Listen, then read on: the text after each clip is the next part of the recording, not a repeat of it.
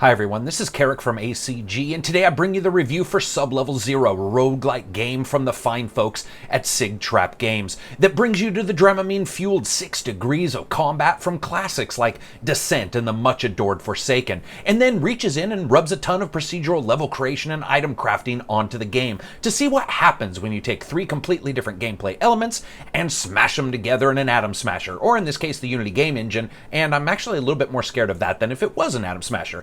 But is Sublevel Zero the next generation of 6 degrees of combat freedom, keeping the dynamics of the Defy Gravity at All Turns gameplay in check while somehow managing the pauses requested for crafting items in the heat of battle? Or does it crash and burn 6 different ways, bouncing off the procedural walls like a baby down a birthing canal, and ends up being delivered messy and loud without any real intelligible use? And as always, if you like my stuff, go ahead and subscribe and check out Ezekiel's YouTube channel. He's in the top right cards. He is now my new partner in crime. So let's check it out, shall we? Here's the review for Sublevel Zero. Graphics are up first. Sublevel's graphics are this unique blend of cagily created basic elements mixed with neon highlights that drag the eye away from some of the more basic elements that you see pop up, especially in procedurally generated levels. Pixelated weapon and explosive effects shower rooms from enemy parts exploding, and it merges a soft and almost muted color spectrum with the more brighter and vibrant neon of still living enemies, making battles a colorful, if not a little bit chaotic affair of explosions and light.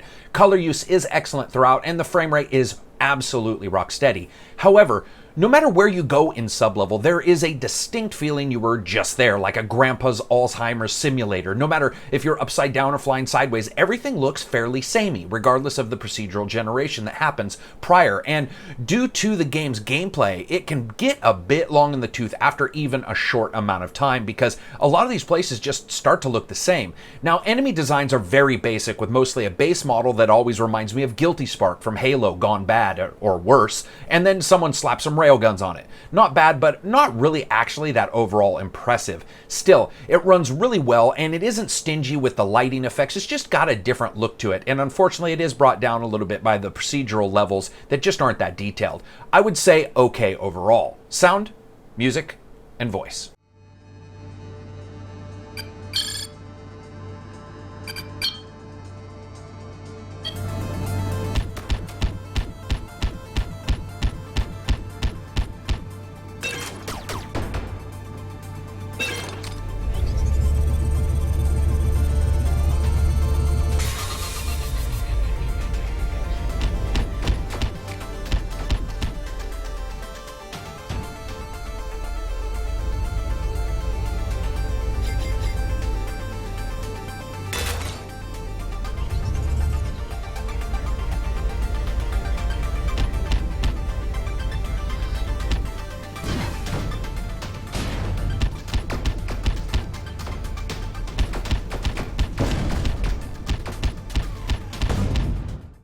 And sound, as always, is up first. It's fairly well done with various surfaces offering different altering characteristics to the weaponry and the explosions.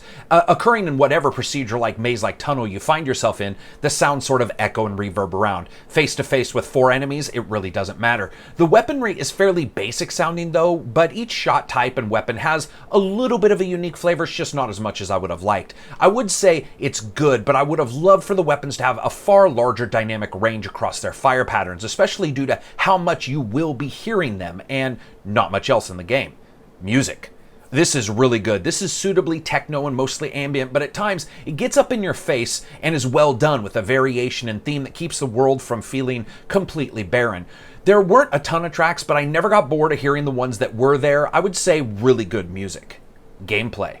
Basically, you follow the story of some unknown being that needs to find resources and items in ancient structures to help your clan. That's about it for the story. You jump into your ship and fly through the procedurally generated levels, shooting enemies, scooping up power-ups, crafting new items, and realizing that truly there is no floor or ceiling in a world where there also isn't gravity. You're pretty much flying around shooting things to interact with a world created using procedural generation and UN diplomacy standards, which means even doors require shooting to get through them. You're basically trying to find an exit, which is always going to be one big room with its giant spinning thing in the center that is filled with a plethora of death-dealing, defying gravity, dastardly bad guys with a desire to separate your pixely molecules from one another. Now, despite there being a lot of deja vu, the level makeup itself is interesting from time to time, with different tunnel seeds being mixed up in the game. So you might fly through a technological tunnel, flickering with neon lights only to enter suffocatingly tight caverns and then a moment later enter an open area. When killing enemies, they drop everything from weapons to ammo to ship hulls, and then you can mix and match those items to craft new items in the fairly easy crafting system. Additionally, you can switch out things like your ship hull, which changes up movement and ramming power for smashing into enemies Terry Tate style. If you do die, you start all over again, and depending how you did, you may have unlocked some special powers like making one type of gun do massive damage at the expense of everything else losing a bit of hitting power. Here's the rub. Have you ever tried to go to the bathroom in an airplane stall or have two people in a one-person sleeping bag? Well, the first is terrible, the second's sort of fun. Sadly, much of Sublevel Zero feels like the first. It's a game about 6 degrees of movement, but depending upon the level seed and how enemies are placed, most of the time you can only go backwards to escape because tunnels are so tight and many enemies shoot so wide that moving up or down or left or right results in getting hit regardless of what you do. Additionally, the game is just downright slow. Even with the faster hull upgrades, it feels like everything is moving through molasses unless you're using turbo to jet through areas, but that is a temporary speed boost only. In fact, the turbo speed is very close to the speed I expected the game to be at when flying normally.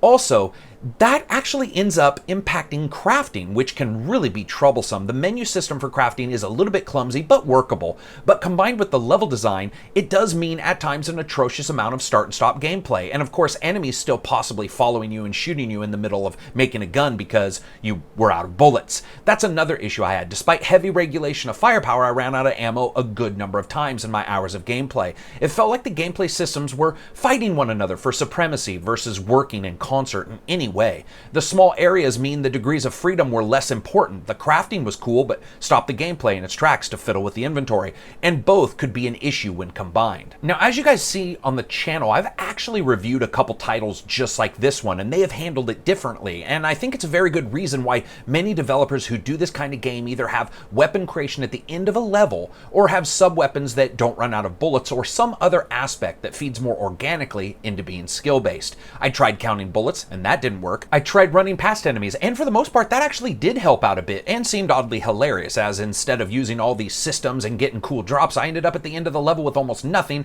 and a battalion of pissed off guilty sparks slowly meandering after me like Halo in slow motion.